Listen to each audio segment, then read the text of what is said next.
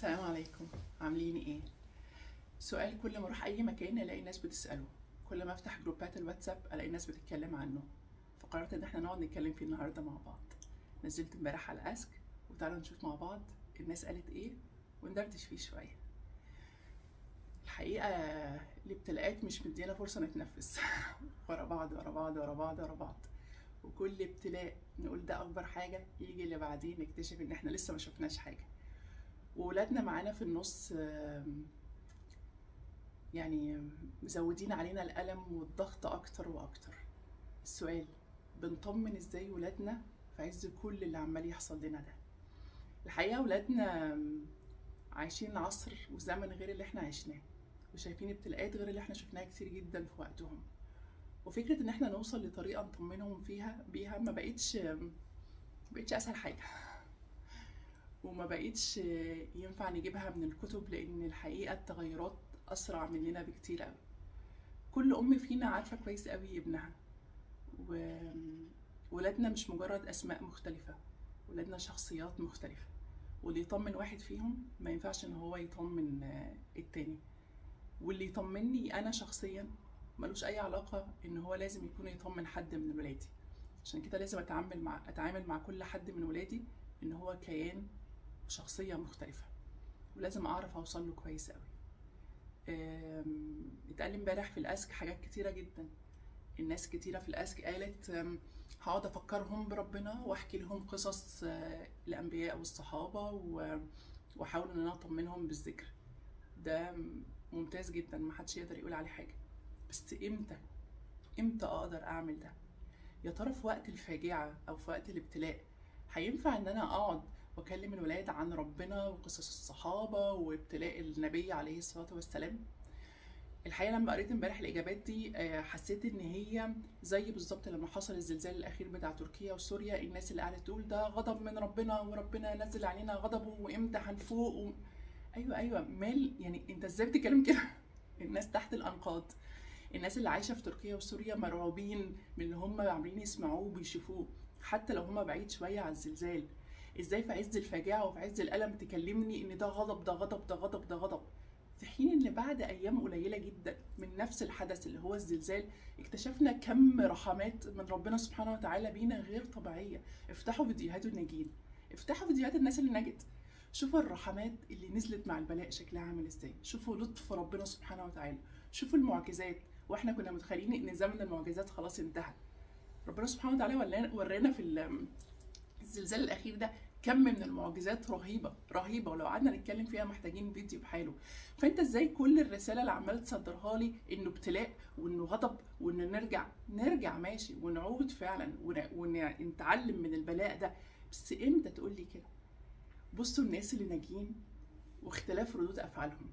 في اللي اول ما طلع خد المسعف بالحضن، هو محتاج حضن، هو محتاج يطمن، محتاج حد ياخده في حضنه كده يحسسه ان هو خلاص طلع فوق على ارض الواقع. في اللي اول ما طلع قال ميه، هو محتاج ياخد نفسه كده بهدوء ويشرب كوبايه ميه يحس بيها ماشيه جواه عشان يحس ان هو لسه عايش.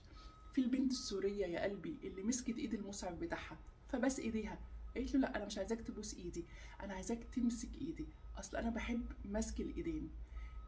هو احساس الامان بتاعها كده ان حد يمسك ايديها. وفي اللي طلع يرتل بالقرآن وبالذكر، هو ده احساس امانه. وفي اللي طلعت قالت السلام عليكم، البنت التركية، هي بالنسبة لها ده احساس السلام والامان. احنا برضه المفروض نتعامل مع اولادنا زي الناجين من الزلزال. في اللي محتاج حضن وافضل ساكتة كده اهوت واطمنه، وفي اللي محتاج حضن وافضل اتكلم في ودنه بكلام رقيق جميل يوصل له احساس السكينه بصوت هادي كله كده اطمئنان عشان خاطر انقل اطمئناني ليه.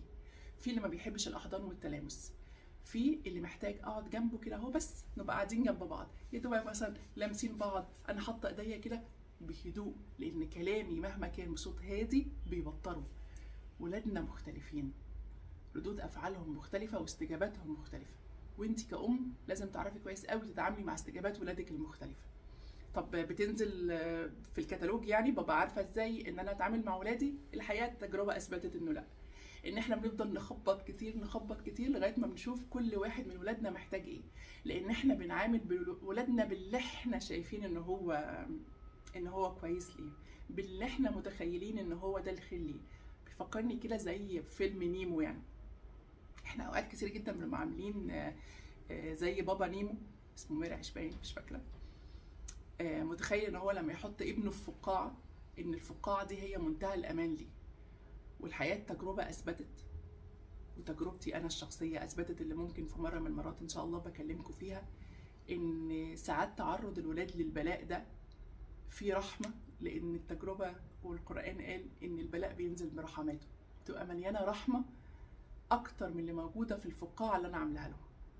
وان الفقاعه اللي انا عاملاها لاولادي وانا متخيله ان هي فيها الامان، هي كانت قمه البلاء. وان انا كنت اسيبهم كده وافضل جنبيهم بالشكل اللي هم محتاجينه واللي موافق مع شخصيتهم، هو ده كان الخير. سبحان الله، احنا ساعات بنحمي ولادنا حمايه بتاذيهم، وبنكتشف ده بعدين. وردود افعالنا في الاكتشاف ومحاوله اصلاح ما افسدناه بيبقى اصعب كتير قوي من ما كنا احتويناهم في وقت البلاء نفسه بالشكل اللي هم محتاجينه. ما حدش فينا هيقدر يمنع ان الخطر او الخوف او الحزن يخش قلوب ولادنا، لان دي سنه ربنا سبحانه وتعالى في الكون. والسنين الاخيره سبيشالي ال10 سنين الاخيره اكتشفنا ان احنا مش هينفع نعيش على وتيره واحده، بالعكس، ولا حتى فيها مطبات. لا، هي المطبات هو الاساسي في الحياه، وكل مطب بيبقى اصعب من اللي قبليه. اللي علينا ان احنا نحاوط ولادنا في وقت الرخاء، ونديهم الحته اللي احنا كنا لسه بنتكلم عليها، البيزك الايماني اللي يخليه لما يجي يقع اعرف ان انا اتكلم وابني عليه. مش انا شايفه ان ده بلاء اللي هو الزلزال ويوم القيامه قرب والناس هتهلك ومش عارفه ايه، فابتدي اتعامل مع ابني من الليفل ده، من الحديث الديني او الاستعانه بايات القران والسيره والصحابه وهو ابني اصلا هنا في الليفل بتاعه الايماني. فانا لما بكلمه كده حاجه من الاثنين، لا هينفر مني اصلا مش هيسمعني، وبالعكس ممكن يجي بحاجه سلبيه جدا، لا هيتاثر جدا بس هيكون تاثر هش لان هو اصلا بعيد. الهدف ان في وقت الرخاء ابتدي ان انا احط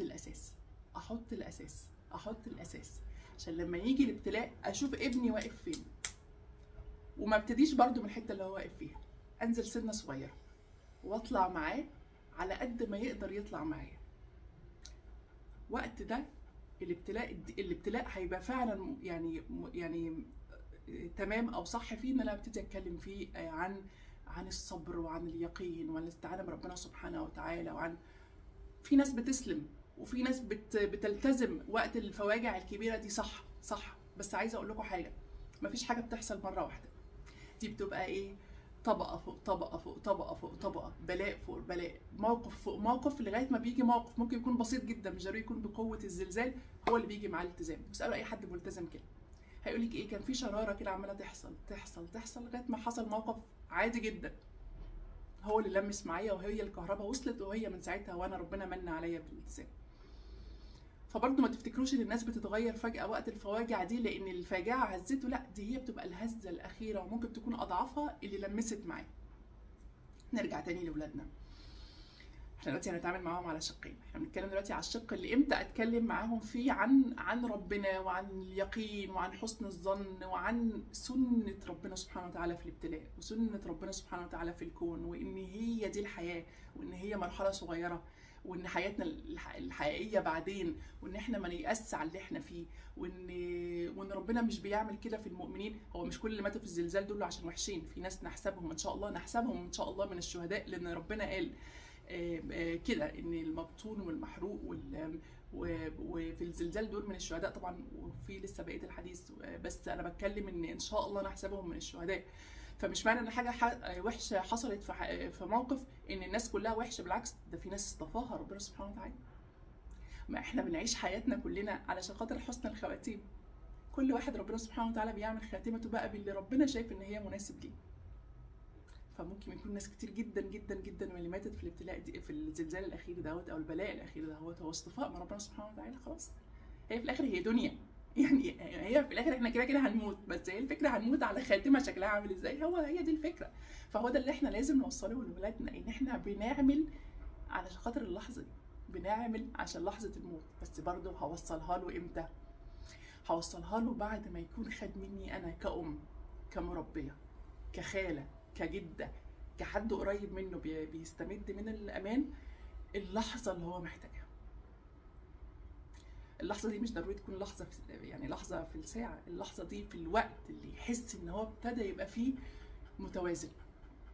ممكن تكون يوم، ممكن تكون اسبوع، ممكن تكون شهر، ممكن تكون سنه، تكون زي ما تكون، لما يبقى متوازن انه يقدر يسمع مني كلام عاقل، ساعتها اقدر ان انا اتكلم. انا عندي ولد وبنت، كل واحد فيهم يعني they are extremely different بجد. ما اقدرش اجيب الاثنين اقعدهم قدامي واتكلم معاهم في نفس الموضوع لو بنتكلم عن البلاء، ما اقدرش، الاثنين هيفصلوا مني. كل واحد فيهم عايز لمسه مختلفه، كل واحد فيهم عايز اسلوب خطاب مختلف، كل واحد فيهم عايز مني حد ممكن يقعد معايا بالساعتين يسمع مني، والحد التاني عايز مني كلمتين وامشي، موقف كده في النص واعمل فيديو ابعته له على الواتساب واجري. زي ما انا بطمن بشكل مختلف جدا. ما ينفعش نتعامل مع اولادنا ان كلهم قالب واحد، ان كلهم شخصيه واحده، ان كلهم انا، عشان خاطر اعرف اوصل لهم واعرف ان انا اطمنهم. لان هما لما اطمنوش منك انت هيطمنوا من مين؟ طب ولو غلط، لو اتعاملت معاهم غلط، هتعلم وهعتذر وهعلمهم ثقافه الاعتذار، وهعلمهم ايه الغلط اللي انا عملته عشان خاطر لا انا ولا هم نقع فيه تاني. طب معنى كده ان انا لازم على طول ابقى قويه وشديده عشان اقف؟ لا لا خالص. الصحابه شاف الرسول صلى الله عليه وسلم وهو بيبكي، ان العين لا تدمع والقلب لا يحزن وان على فراقك يا ابراهيم لمحزونون، وسمعوا صوته وهو بيبكي بصوت لحزنه على ابنه. بس ده ما اثرش على حاجه بعد كده في حياته، ولا علاقته بربنا سبحانه وتعالى، ولا علاقته بالصحابه، ولا بس شافوه في لحظه حزن. نعلم ولادنا ان هم يعيشوا لحظات الحزن، ده من حقهم، ده من بشريتهم. نعلم ولادنا ان هم من حقهم في اوقات كتيره ان حزنهم ده ممكن يقلب لغضب عادي. من الحاجات اللي شفتها وتعلمتها كتير في حياتي لما كبرت، ان في ناس اتربت على ان ما ينفعش تغضب، اللي هو الغضب المحمود، مش الغضب اللي في الاخر يعني يجرح اللي قدامه او يكسره او يقعد يكسر، لا، احساسه ان هو غضبان. فالناس دي لما ما طلعتش او ما صرفتش مشاعر الغضب اللي جواها وهي صغيره، فضلت مكبوته جواها وهي كبيره، وطلعت بعد كده بشكل مش احسن حاجه يعني. بيتعالجوا دلوقتي نفسيا كتير بسبب عدم تعبير عن غضبهم. فعلم ولادي ان هم ممكن يغضبوا عادي بدل ما بيأذوش اللي قدامهم، مش من حقهم ان هم عشان غضبانين يأذوا اللي قدامهم. علم ولادي ان هم من حقهم يعيطوا، دي انسانيتهم، هم مش احسن من الرسول صلى الله عليه وسلم، مش احسن من سيدنا ابو بكر، مش احسن منهم. علم ولادي ان هم لو خافوا عادي يعبروا عن خوفهم ويدوروا جوه نفسهم ايه اللي يطمنهم. اعلم ولادي ان هم يقولوا للي قدامهم انا محتاجهم، انا محتاج حضنك يا ماما، ممكن تيجي تقعدي جنبي شويه، انا قلقان بس مش عايزه اتكلم، ممكن تيجي تقعدي بس ما تتكلمش لو سمحتي. ما اخدهاش على اعصابي بقى ان هو ازاي يقول لي كده، هقعد من غير ما اتكلم. ولو بينت ان انا قلقانه عادي، انا بشر، هبين ان انا قلقانه وهعمل اللي يريحني ويطمني في اللحظه دي، عشان خاطر انا كمان من حقي ان انا اطمن. هعلمهم الصبر عند الصدمه الاولى، إنا لله وإنا إليه راجعون، اللهم أجرني في مصيبتي واخلفني خيرا منها. في كل حاجة، في كوباية وقعت اتكسرت، في جاكيت اتقطع، في رحلة باظت، في فلوس خسرتها. فلما أعودهم وأعود دماغهم على سياسة الاسترجاع كله لله وإنا إليه راجعون، عقلهم اللاواعي دايما هيربط إن في الآخر إحنا ملناش غير ربنا سبحانه وتعالى، وإن إحنا مكاننا مش هنا، مكاننا إليه. اللهم أجرني في مصيبتي واخلفني خيرا منها. التربية مش سهلة، احنا بنتربى معاهم وبنتربى قبليهم الحقيقة، بس محتاجة استعانة بربنا سبحانه وتعالى، ومحتاجة ان احنا لما نغلط نعترف ان احنا غلطنا، ومحتاجة ان احنا نعرف ولادنا، نعرفهم بجد عشان نعرف نتعامل معاهم. اشوفكم ان شاء الله في فيديو جديد. اسيبكم في رعاية الله. السلام عليكم.